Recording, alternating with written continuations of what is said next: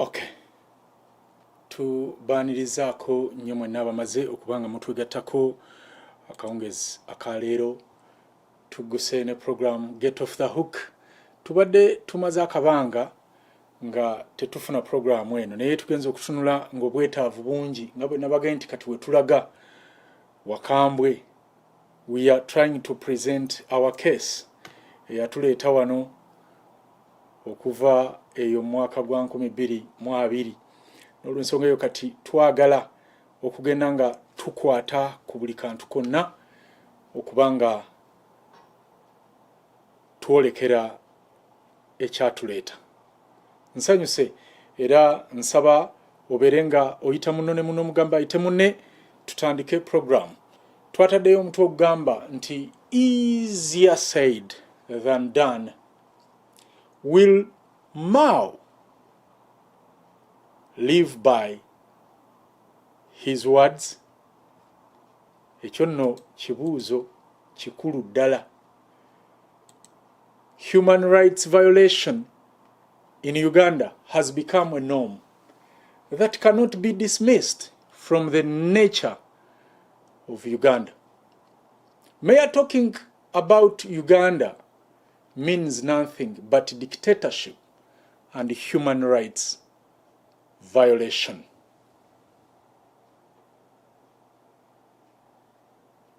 Tell a friend to tell a friend that Chimbugo Live is live. Welcome aboard.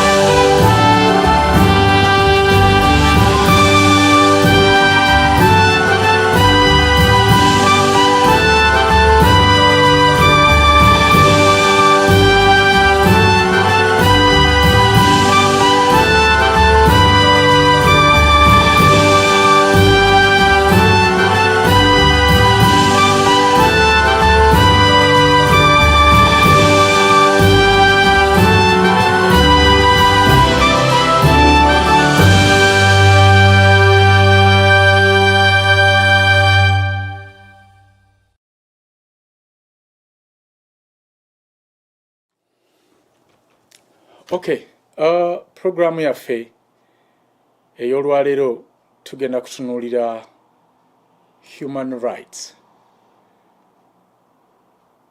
Naye nga bwe gutera okuba mu programu zaffe ez'enjawulo ezitali zajjako bukyu, always tutandika oba tuba tulina okuba kitukakatako by the way oluyimba olwa federal state. Jukira nti akatundutundu kano twakawaayo eri ba politicians betulaba ffe wano ng'ababba ebiseera byaffe by'omaaso bye tulina okubajjako. Era olunaku olwaleero tugenda kutunuulira omukulu ono nga ye Minister wa Justice.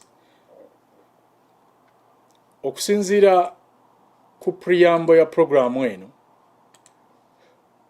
oyinza okufuna ekifaananyi kituufu ku kyoba oli awo kye tugenda okwogerako nga situnagenda mu luyimba lwa federo. Ebitongole bingi naddala ebirwanirira eddembe, human rights organizations, n'abalwanirizi b'eddembe bangi abalala, human rights activists, bavuddeyo ne boogera era ne bavumirira ku ngeri eddembe ly'Abannayuganda gye lityobolwamu. Many have condemned the violation of human rights in Uganda.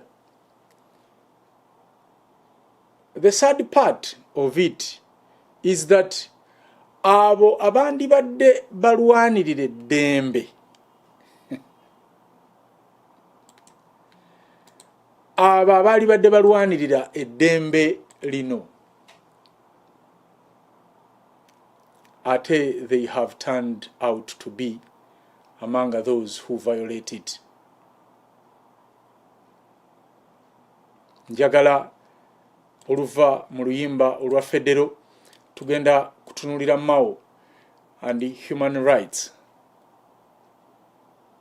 Abagoberedde ensonga eno mujje mwongere ginnyonnyoka, abatagigoberedde mujje ate mwongere okugimanya. Tugenda kukomawo ne Mao and human rights, naye katusooke mu luyimba lwa Acholi State kubanga omukulu ono eyo gyasibuka, era beera bulindaala okwate kalamu n'olupapula olujja bwe nti tusimbule. Oli ku UNN, the Truth Command Center. Kanzige.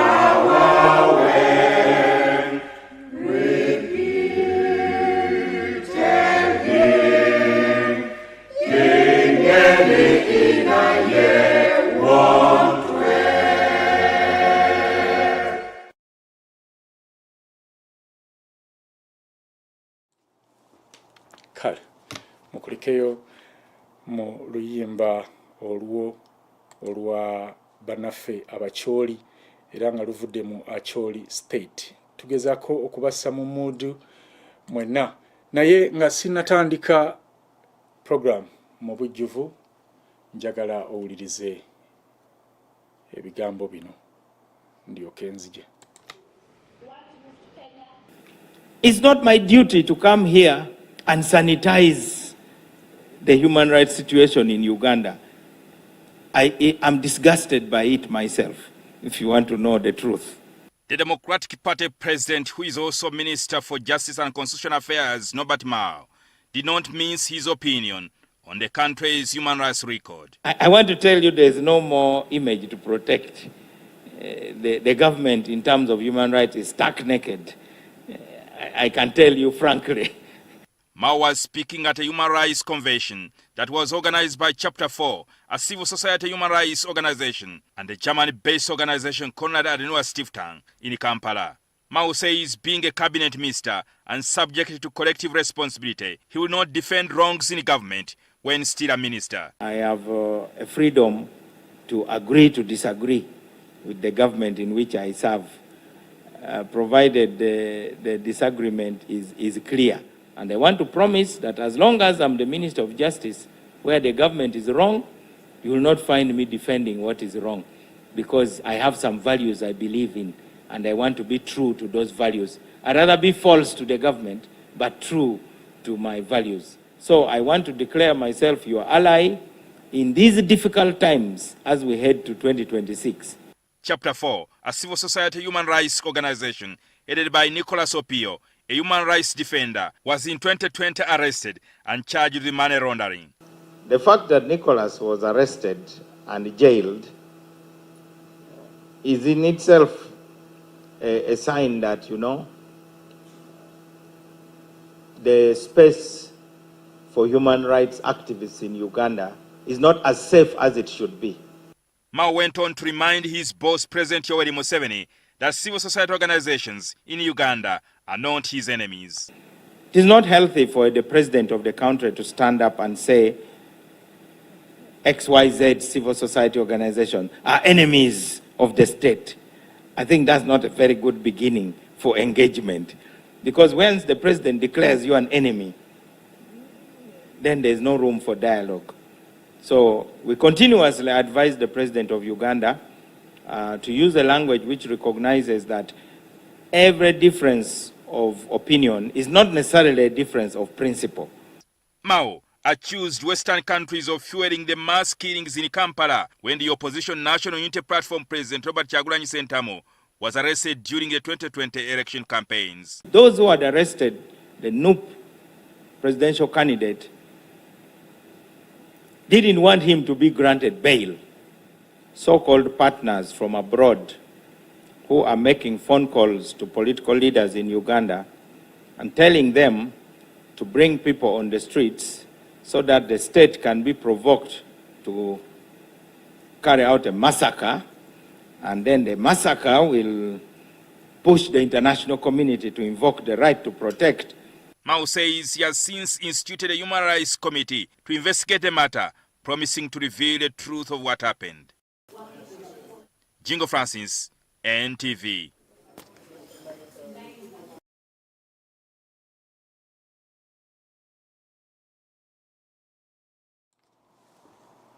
Okay.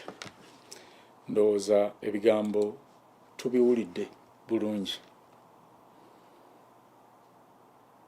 Nkiwa amaanyi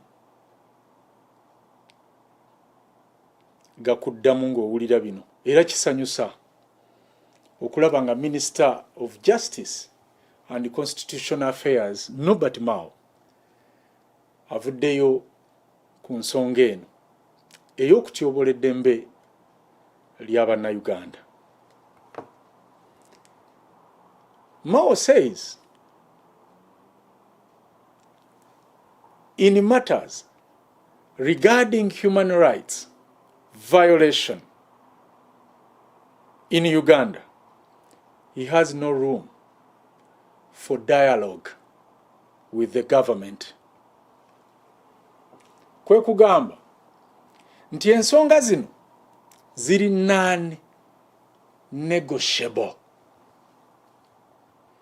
Mutaginge Mao abali ku Twitter, kubanga UNN ku Twitter kweri, alabe programu eno kubanga nkulu gyali. Mu bino bye yayogedde, ekibuuzo gyendi kisigala kimu kyokka. Bino yabyogedde lwa kamera oba yabyogedde abitegeeza?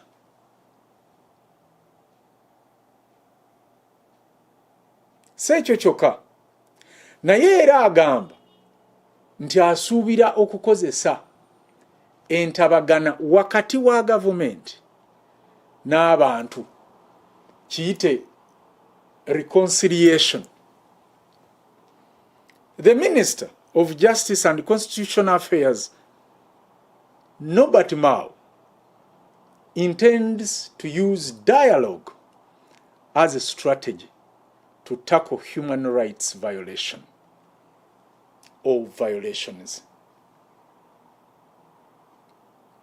Mao made this commitment while responding to the report of the Committee on Human Rights on the state of human rights and human rights violations in the country from January 2022 to date. Committee reports zizze zikolebwa mu Uganda. Era nyingi ziraga engeri eddembe ly'obuntu gye lizze lityoboolwamu mu Uganda. Omwaka oguwedde mu plenary sitting eyaliwo nga 18 August oba ogw'omunaana 2022 abagoberera bingi ebyayolekebwa naddala nga bidda ku kulinnyirira eddembe ly'obuntu eri Abannayuganda. The committee report that was adopted during a plenary sitting on Thursday 18th August 2022 exposes violation of fundamental rights of Ugandans. Ekimu ku byanokolwayo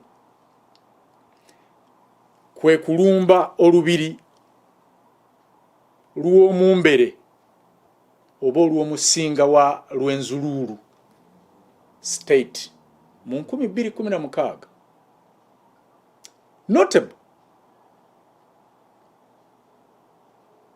was a case of the raid on the abusing, not only abusing, but killing abakuumi oba betuyita ba subject b'obusinga bwa Lwenzululu Kingdom in 2026.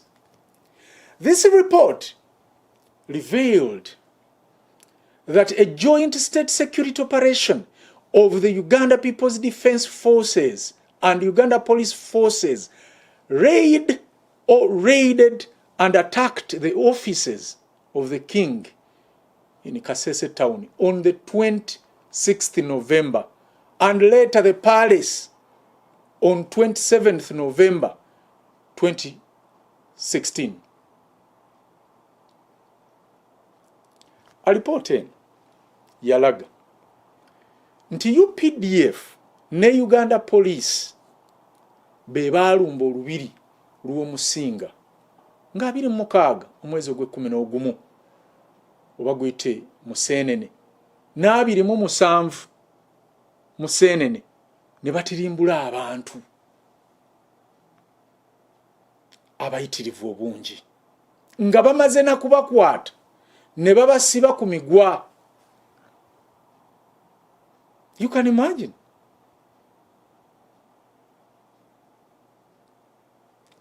Minister wa Justice and Constitution Affairs ani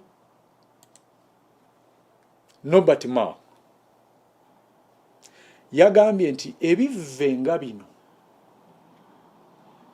tebyakolwako yadde era tewali muntu n'omu yavunaanibwa. Eggwanga liri mu biwundu ebinene era n'obulumi bungi obwetaaga okuwonyezebwa. Kakati ye omukulu ono gwe mulaba Norbert Mao wano ateesa reconciliation, which is not bad. Naye era with reconciliation tubeera tujjanjaba symptoms so si bulwadde.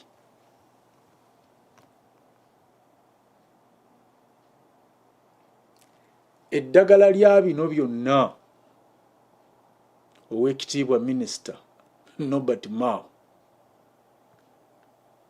where a person goes to the territory that is not his or hers and commits all the atrocities, eddagala liri eri limu. Kino bwe kiba kyakomezebwa eddagala lya federo.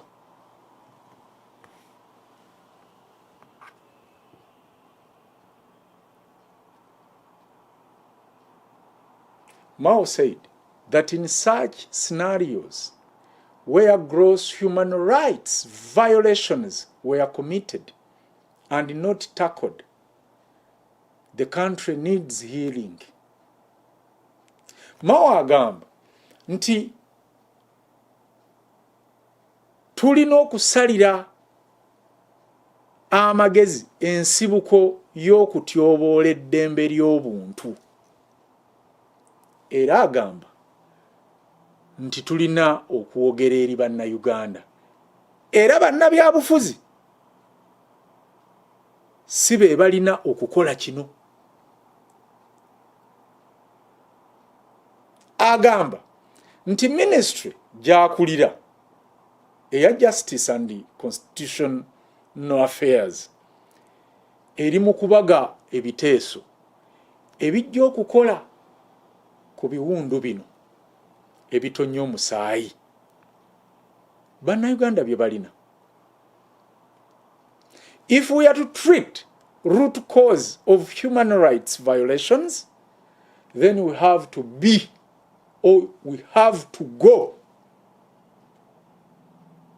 beyond these recommendations. We must talk to Ugandans. We must deal with grievances. And it will not be politicians doing this.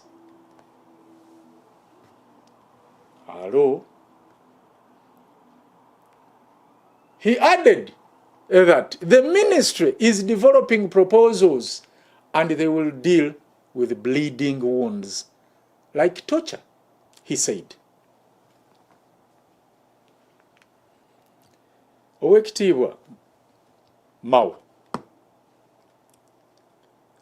kyesisuubira nze ng'omuntu nti okusobola okuzuula ensibuko ya human rights abuses tulina ate kusooka kudda mu library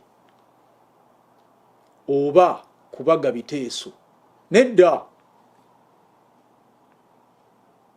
Era we must know that the root cause of the abuse of human rights in Uganda is nothing other than struggle to stay in power. Nothing else.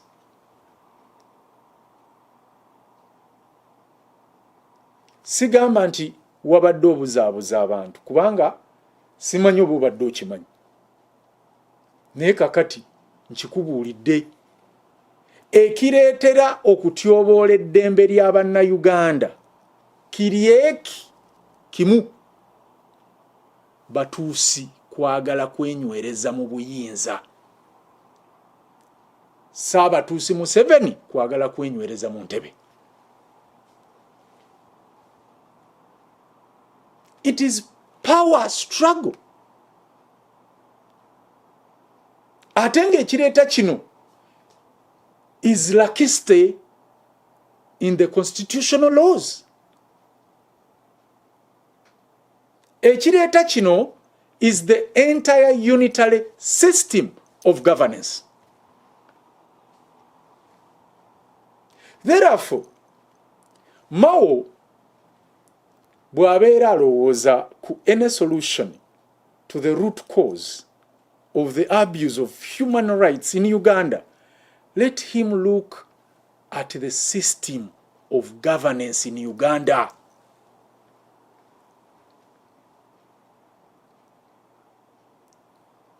It is a catalyst of many evils: corruption, theft, power abuses, and many others.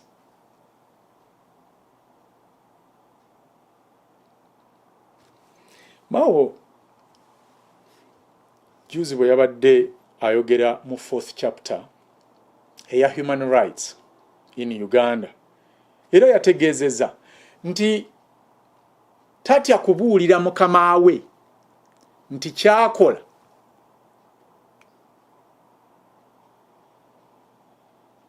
kifu okutyobola eddembe ly'abannayuganda.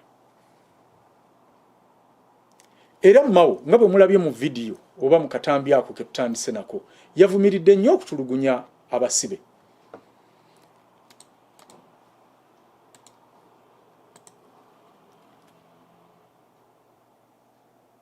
Era n'okubasiba mu ngeri emenya amateeka.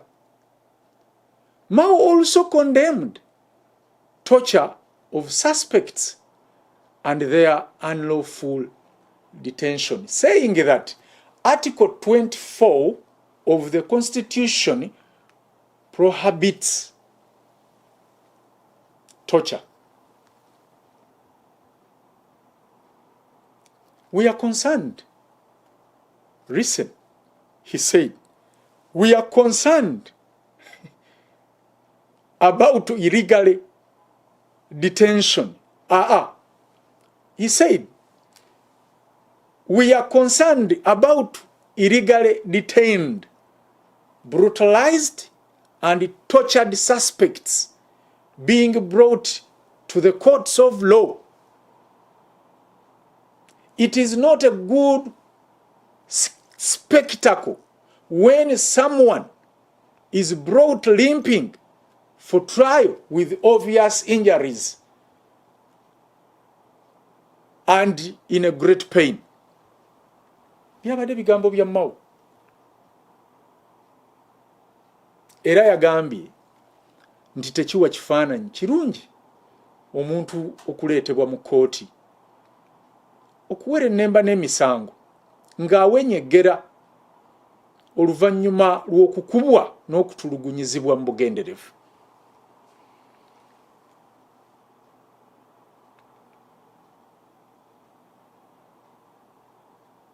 Wano nno we tuba tusimba akati tuwummulemu. Bwe nzija tugenda kutunuulira abo abaatubuuliddwa ababadde emabega w'okutirimbulwa kwa bannayuganda. Omanyi bulijjo bwe twogera mugamba tulimba kaakati kanzije ate owulire okakase oba obutakakasa ebyo ebyayogeddwa. Norbert Mao oli ku UNN, the Truth Command Center. Tujja bawaayo amasimu amatonotono ddala singa programu eneggwa, kubanga ate nina olukiiko mwenziruka at the top of the hour. Kaakati tandika okuweereza message olumaliriza nja kukwata ku bubaka bwokka obuliwo ku nsonga eno. Tova ku mulamwa, sigala ku ebyo by'olaba bye twogeddeko oba bye twogeddeko emabega mu wiiki eno. Kanzije tovaawo.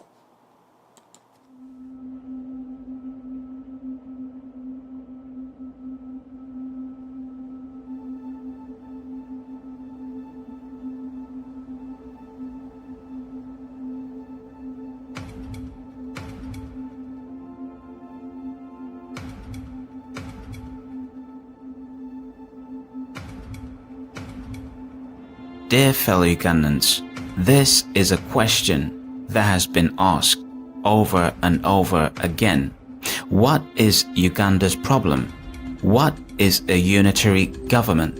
A unitary government is a type of government in which all power is centralized in the hands of a single ruler. In the unitary system of government, a single central government possesses total control over all political subdivisions. It means that there is no separation of powers between the different branches of government, and that the ruler has complete control over everything. In a unitary government, the people have little say in running their country. The political subdivisions have no option but to carry out directives of the central government, unlike the federal government, where responsibilities and powers are shared among entities. Now, these are the characters of a unitary government. 1. does not have a system of checks and balances. It depicts that the political power is not spread across various branches of government. In a unitary system, all strength lies within the central government, allowing one person or group to completely control everything in their country. 2. Centralized. All power rests with the ruler or ruling party and does not belong to any other branch of government, whether legislative or judicial. This type of government has little or no system for sharing and distributing power. It will be difficult for people to voice concerns or grievances regarding how their country is run in a unitary system. 3. Powerful ruling party. The ruler holds much more political power than the legislatures because they can make and change laws without the approval of any other branch. They also have appointments in various government branches such as the cabinet and the judiciary. 4. One-party system. There is only one ruling party in a unitary system, and thus there is little or no need for opposition parties and politicians. This allows for much easier control of power and decision-making by the leader. However, sometimes in a unitary system, another party may be authorized to exist, but still does not pose an equal or significant threat to the ruling party's existence. 5. Most powerful person is the head of state. The head of state, this could be the ruler, king, queen, rules with absolute power. The leader may be either a monarch or an elected leader with public authority over the entire country. 6. Powerful central government. Power rests with the central government rather than state governments in a unitary system. The head of state holds much more governmental power to make or change laws without getting approval from any other branch of the government. They also have appointments in various government branches such as the cabinet and the judiciary.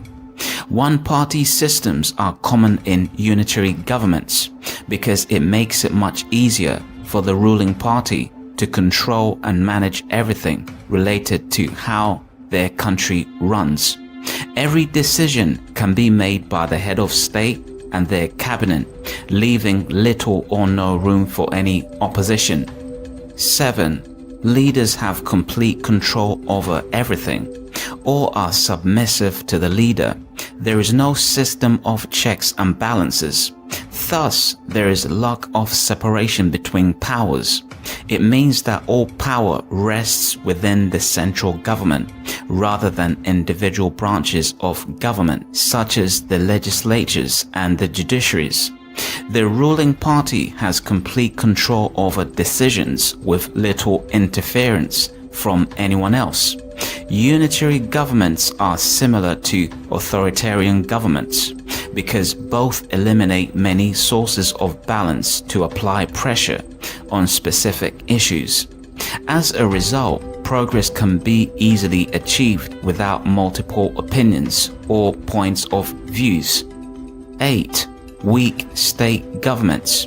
In a unitary system, state governments are fragile compared to the central government. The head of state has complete control over everything, which means that all power is centralized within the central government. It's one of the main reasons there is usually only one ruling party in unitary systems. It makes it much easier for the ruling party in charge to exert their influence and gain complete control over everything.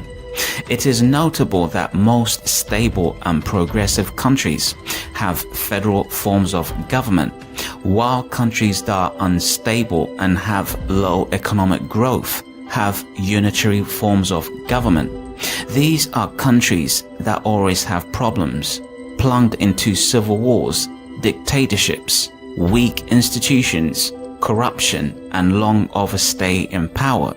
So dear fellow Ugandans, This is the time we advocate for a change of system by organizing a referendum to change the system of government so masses could choose between the unitary government versus the federal government.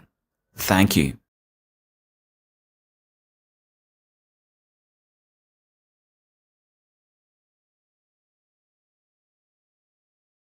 The revolution is on. NOUNN, Umbrella News Network. Hey, yeah. This is UNN, Umbrella News Network. Hey, yeah. White House Music. Chimbugwe live. Yatueleza no live. Tumuulila fe live. Tumubela kope live.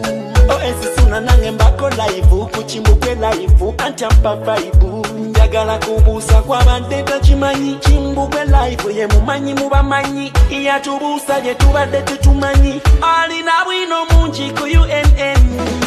Ebyobuwangwa ebyobufuzi ebyobulamu. Sakonde business agatamu. Ye Chimbugwe live ye best of the best. Best of the best and better than the rest.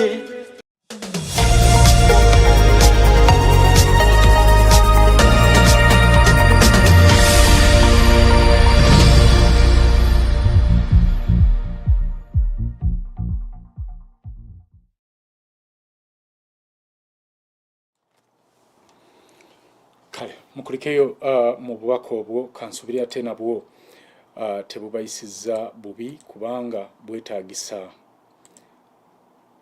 okuwulira era n'okutegeera.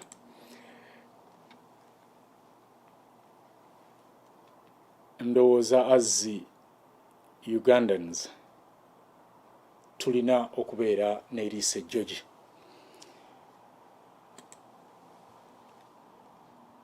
Naddala eri bannabyabufuzi abali ku opposition. Omanyiza abo benfiirako kubanga be batuwuddiisa nti batulwanirira naye nga in actual sense balwanirira oli gwe bagamba nti balwanyisa. I may not 100% doubt this what Mao said. They are Western politicians who command and encourage Ugandans to go on the streets to riot such that they can be killed in order for the Western world to intervene.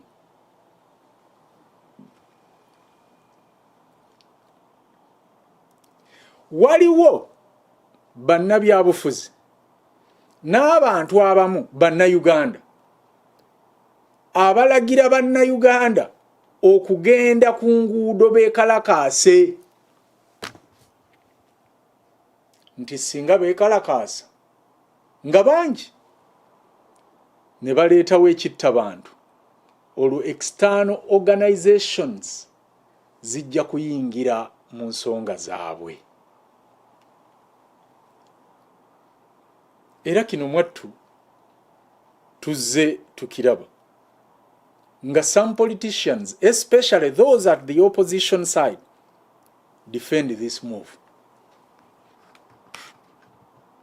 Mujjukira lwe twakyaza wano ba foot soldiers ne bakyogera baga nti baali mu meeting yemu mu maka ga munna opposition omu ku boogezi b'ekibiina ekyo n'agamba oba n'akola statement egamba nti just twagala tteko 10 kyokka mulabe Amerika bweyingirawo. Naye nga mu 10 ekyo temuli muganda we, temuli mwana we. Kyova olaba n'okutuusa kati teri munnabyabufuzi ali mu parliament oba ku secretariat ya kibiina kyonna mu Uganda ekivuganya gavumenti ng'alina amalaale manju. ng'omuntu we yafiira mu kittabantu ekyaliwo awo juzi mu Kyagulanyi Masaka mu mwezi guno mwe tuli. Let me tell you, this is a very serious move. No one is going to intervene in the affairs of Uganda. Ugandans have to intervene in their affairs themselves.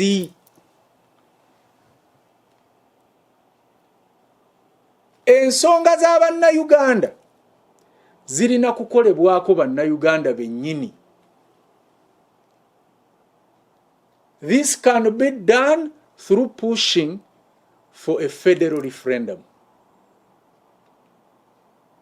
Ababa bagamba okudda ku nguudo. They are just jokers. I'm telling you. Let us take a live example of Rwanda, our neighbors. Did the Western world intervene in the affairs of Rwanda in the 1994?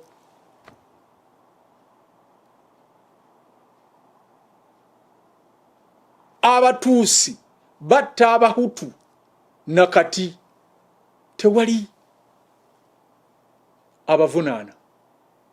N'abakikola luli tewali abavunaana.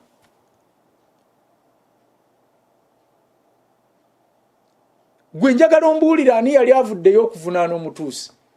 Byonna bye baalimba, byonna bye baawaayiriza, ensi yabitwala. Lwaki? Be baasobola okusimatuka eddwaniro. Kubanga oyo awonye tugamba omuyizi yawandiika history. Eri ensolo gye yatta oba kale yo nsolo eyasigala mu ttale tesobola kuwandiika. Kino ono asobola okuwandiika kye batwala. Kyova olaba namaga nti tulina okufuna omukutu gwaffe.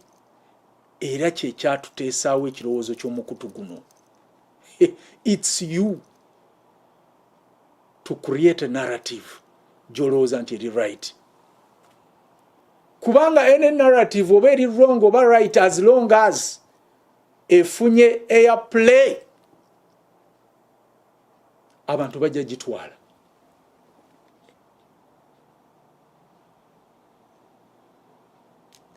Never be fooled that when a massacre is done in Uganda, the Western world will come to our rescue. Secondly, leero 17, right? Ogwe 11. Kitegeeza nkya tujja kubeera tujjukira 2020 Kyagulanyi massacre of 18th and 19th November. Documentaries were made. The police vehicle was clearly seen. Naye mumbuulira ani gwe baali bavunaanye olw'ekitta bantu ekyo? BBC yavaayo nekola documentary ne documenting at least the 3 killings. Neraga baani abatta, baani abakikola, police vehicle oba emmotoka ya police patrol car ne bagiraga n'ennamba yaayo n'abaagiriko ne bazoominga ne batulaga n'ennamba zaabwe ku masaati ne face. Ani gwe baali bavunaanye?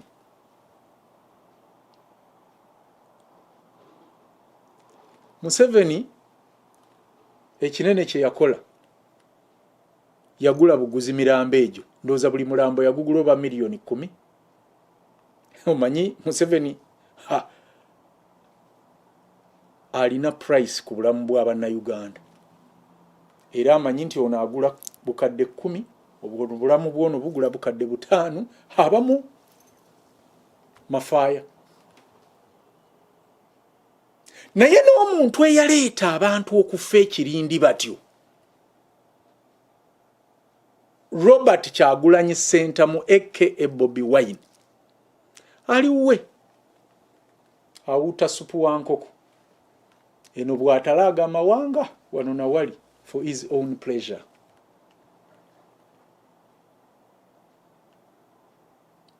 Take another example of this small country, Myanmar. Did the Western world intervene? Abantu ba Myanmar beerwanako bokka era baatirimbulwa nga tewali avuddeyo kubakwatirako. In this 21st century, violent revolutions are not the solution, but non-violent ones. Era kye kitukeeza okujja wano n'okusula wano nga tubabuulira oba nga tubasomesa bino. Nga bwe mbagambye nti ninawo eddakiika ekinene nnyo nga 10 nja kubaleka mukuba amasimu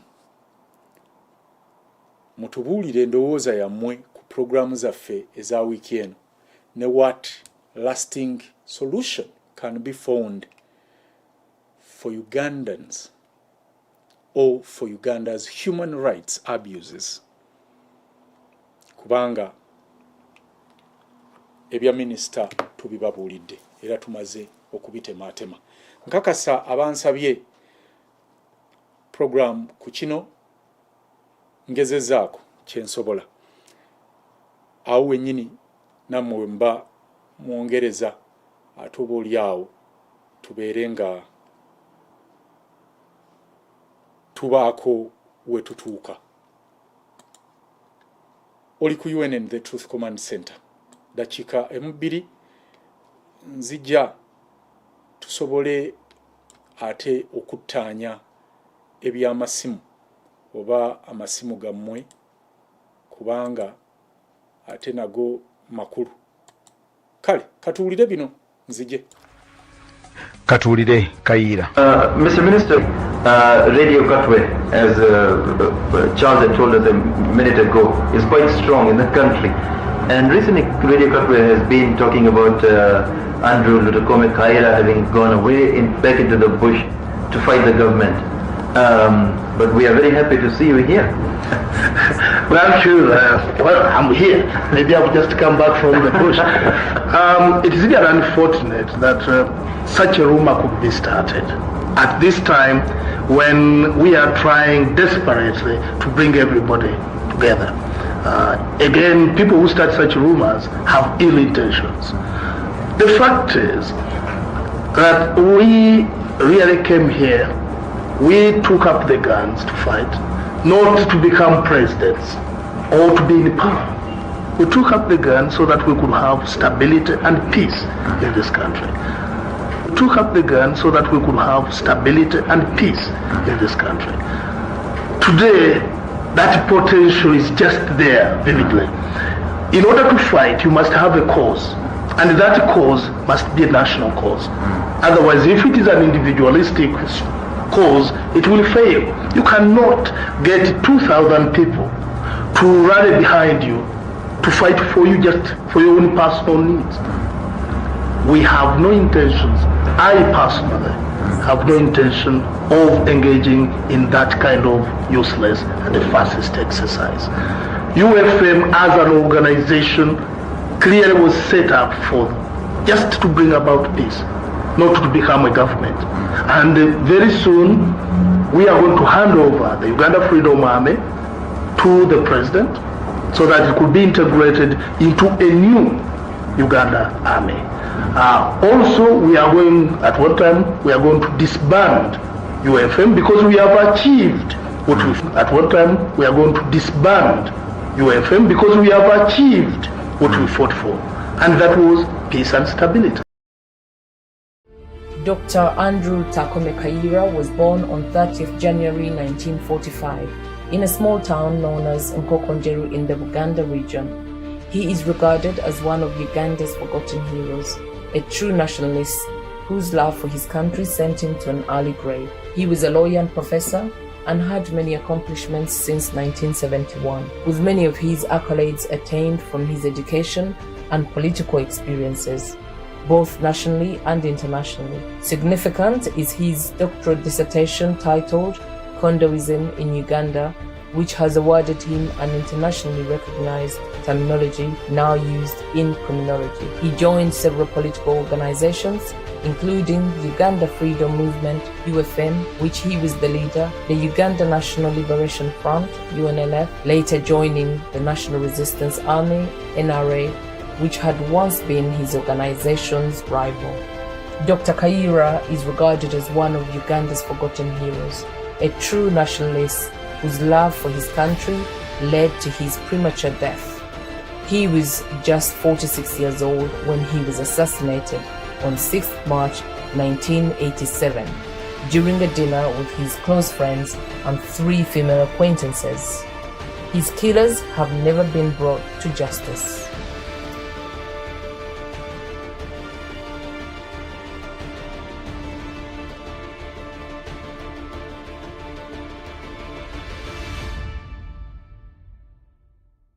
The revolution is on. NUNN, Umbrella News Network. Hey, yeah. This is UNN, Umbrella News Network. Hey, yeah. White House Music. Chimbugwe live, yatueleza no live. Tumuulira fe live, tumubela ko fe live. Esisuna nange mbako live, kuchimbugwe live, antyampa vibe. Njagala kubuusa kw'abadde takimanyi, Chimbugwe live ye mumanyi mu bamanyi, yatubuusa gye tubadde tetumanyi, alina bwino mungi ku UNN.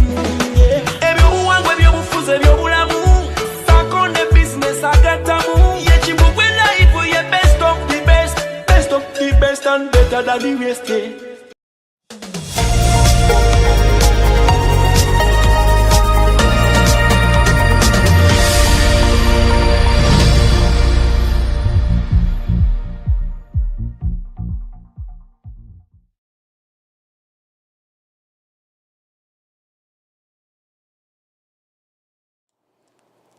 Tubakulisaayo nnyo mu bubaka obwo, kansubire nti buli muntu yenna alina atobolyawo kyasobodde okuyigamu.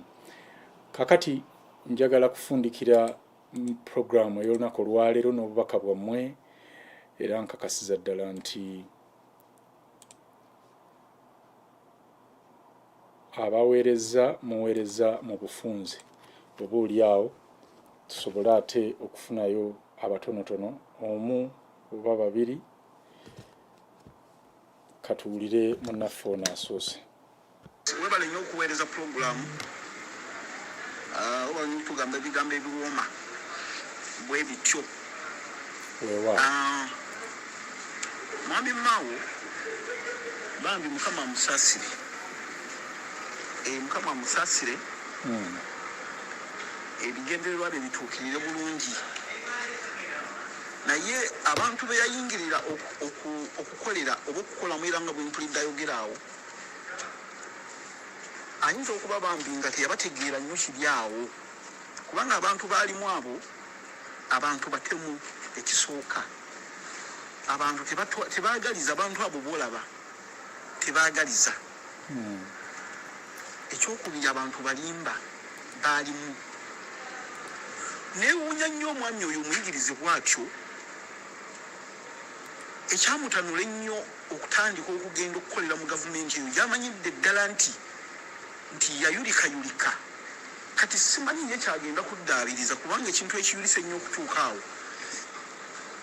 simanyi kyagenda kuddaabiriza. Kale ayinza okuddaabiriza, tetugaanyi, naye kyanaddaabiriza kinaayamba bannayuganda. Nga bwe nsoose okugamba nti abantu baalimu bayaaye, balimba. President Museveni ono nze bwe mba mutunuulira ennyo ku bintu byakola oba byakoze, ndabira ddala nga Prince Museveni tayagalangako Uganda, newankubadde yeefuula okuba nti yagikulembera era agyagala nnyo. Naye nga mazima amatuufu, Museveni tayagala bannayuganda. Ate Museveni yakyawa amawanga abiri mu Uganda. Museveni yasooka okukyawa Abaganda mu Uganda omujolaba oba eno gyolaba. Museveni nazzaako okukyawa Abakyoli. Agamawanga Museveni tagaagala. Museveni tayagala Baganda. Museveni tayagala Bakyoli. Abantu bamirundi ebiri abo. Kubanga ne Obote gwe yaddira mu bigere. Era be bantu be bamu yali tayagala. Bw'oba otunuulira ebiwandiiko ebyali bamuwandiikidde bamugamba nti mumajjajja mu Abaganda bonna ng'onaayagala okufuga eggwanga ojjemu n'Abakyoli kuba Obote yali mulamu. Era ekyo ekintu yali atatandise okukituukiriza Museveni n'amuddira mu bigere. Kati nze bwe ndaba byonna ebigenda mu maaso seewuunya. So kati mwami Mao ebigambo ajja kubyogera yes, naye tujja kusigala nga twebuuza nti omuntu amutuma okwogera ebigambo bino amutuma kubyogera nti olwokuba oba ali ku kazito oba nga batulira bannaffe ono bagamba nti ketasobola ku ttooyi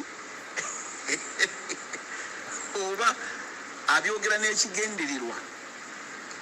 Kibuuzo kikulu, ekibuuzo kikulu nnyo ekyo.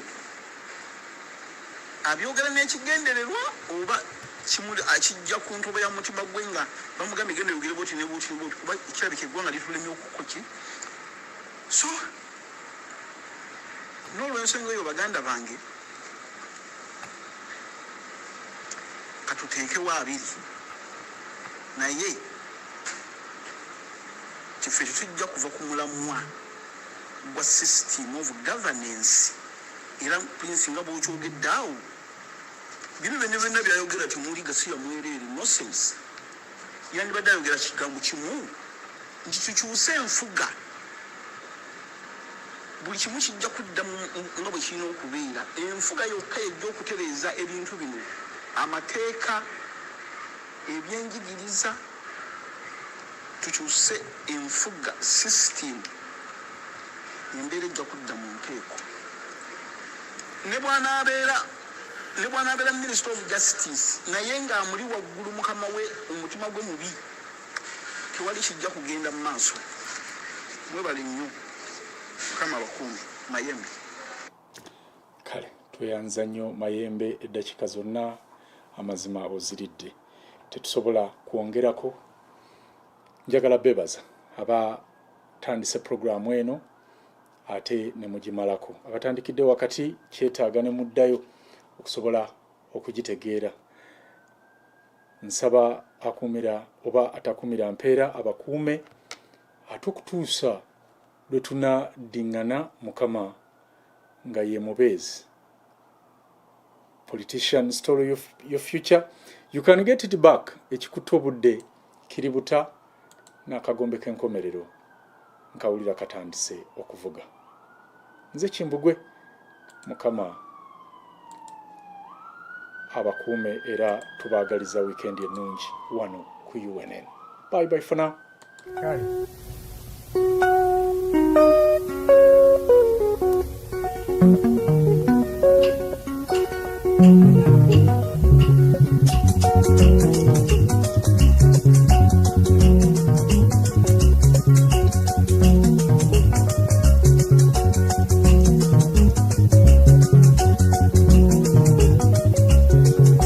Bannayuganda mbanjulize ekyama buli omu addira amatuuga gasokolemu envumbo.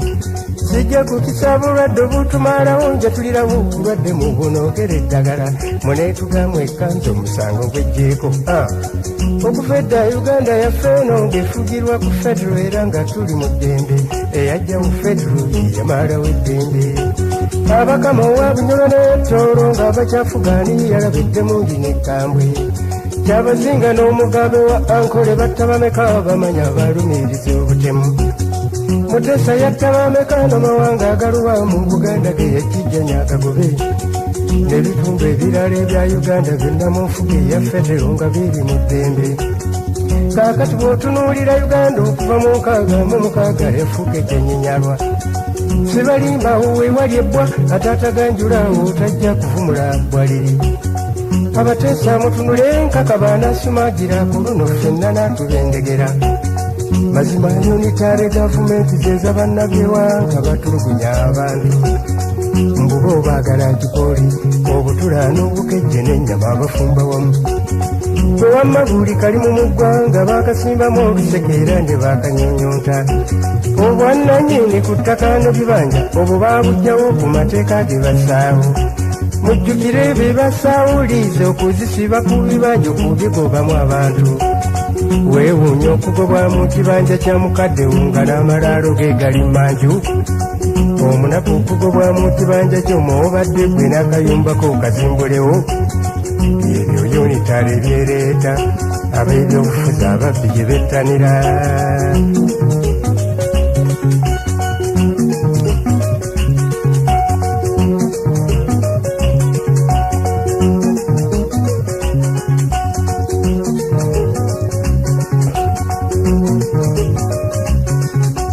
era n'amaka gafulibwa ku fedro mu mayumba ku nsi yonna mukama gye yasaawo yadde abawakanya fedro nga wakutte ku mukazi wo omulaba okupiikaana ani akkiriza mukazi wo okukugamba tusifumbye kubanga muwuliranwa yaŋŋaanye awo nno weeka ng'omusambirawo mwatu otogattira maka ekintu ekitono ennyo naye amawanga ogagatta otya nga nekkikira kirimaanyi gamulema era nammwe abagoola eddiini mbasaba mubyerabire muve mu kuzannya katonda mumwenenyeza ajja kubakuba ejjinja yadde mu nzikiriza z'eddiini bw'otokozesa federo nsiiga za ttaka na miti abantu bafa ne baggwawo oyinza okumenyawo olubaga bonna obalaze ekibuli mu muzigi ky'oguliyo ng'olulagidde basinze bumu ne bakkiriza bonna ne basinza bumu oba oyinza okuggalawo kibuli n'obalaze ennamirembe buli sande lwetuuka era olagidde basinze bumu ne bakkiriza bonna ne basinza bumu njagala nnyo tukakase faaza lwaligattamu sitafa ne tereza ng'olagira mu bufumbo obutuukuvu obuliwo oba sejje tubuulire sheeka lwaliwo wa timotewo ne hadija ng'olagira mu bufumbo obutuukuvu obuliwo awo tewaba mirembe ng'olwekiniza kulwaniramu ng'olwotabudde emirembe era n'abantu bakyayise okusoma so nno katonda atusinza omu naye buli ddiini erinawo ennono yaayo olaba namirembe n'erubaga bamuliraano nnyo naye buli omu alina ekyama eyo federo gye twetaaga ng'ebyomuntu bimanyibwa nnyini byo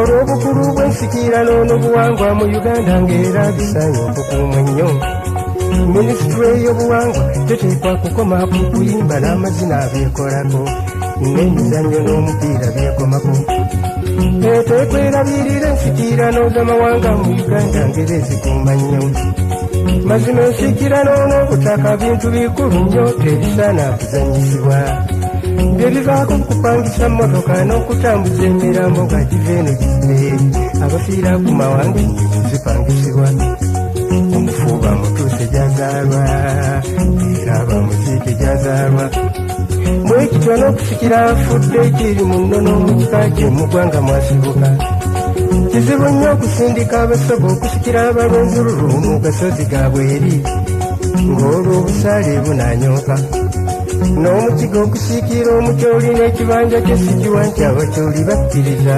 ekibeerawo ekyo kiteebwa nayonka olaba ne gabunga okusumika omusika ewanduga kiba kifa ekisasamaza abantu gwanga mu jjunza ezivuga ne beesomba tegusalwa kooti saabataka yasalawo okugjawo ensikirano n'obuwangwa mu uganda olw'empaka uganda kyekigyonoonye kizibu nnyo okumatiza abantu kuba buli ggwanga lirina ennono yaalyo kizibu nnyo okumatiza abantu kuba buli ggwanga lirina empisa zaalyo namirembe n'erubaga ziizo bazinyeenya zigwefe tulinze waabwe zaababokkolera mbwenzirigwa nazo balambuza abagenyi kigasayo okukuuma ebyobuwangwa ebikwonoonyeseeko watubira mbuza abagenyi olwo bakutende kumanya okukuuma ennyo ng'embiri ziyonooneka otunula kale abafuzi abazirimu balagawa kiki kye balya mutubuulire tuliwe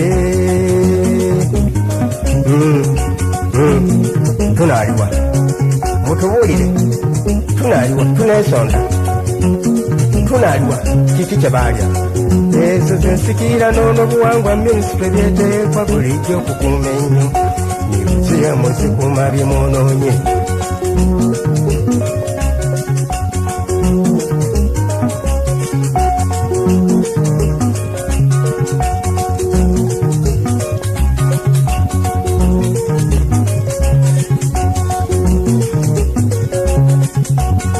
mazima buli kintu ku nsi kuno kyatonderwa ku federo yekikuuma mu ddembe nze nkiraba nti okujjawo federo kwe kuwakanya katonda n'okutabula eddembe katonda omutonzi wa byonna ye yakozesa federo amawanga yagawulamu ennimi n'empisa yabyawulamu naye ekyo tekirobera amawanga kukolagana bulungi mu bikulu ebyetaagwa naye nga buli ggwanga n'ebyalyo era eyo enfuga ennungi abamanyi ebyobufuzi bonna kwe banyweredde mazima eyo enfuga entuufu abakugu mu byobufuzi gye baagala okulondoola naye bwe boogera ebituufu mudda mu kuŋoola olw'obujja obubajjudde saako omulugube n'okutuulira amazima mwatulaba n'ensolo obusolo nazo zikozesa federo yezikuuma mu ddembe abampakanya agamba buuzi mu nziremu ono oyinza okusiza akagabi n'empologoma mu kisaka ekimu ne zeebakamu lwaki ne mu zuba zaawulamu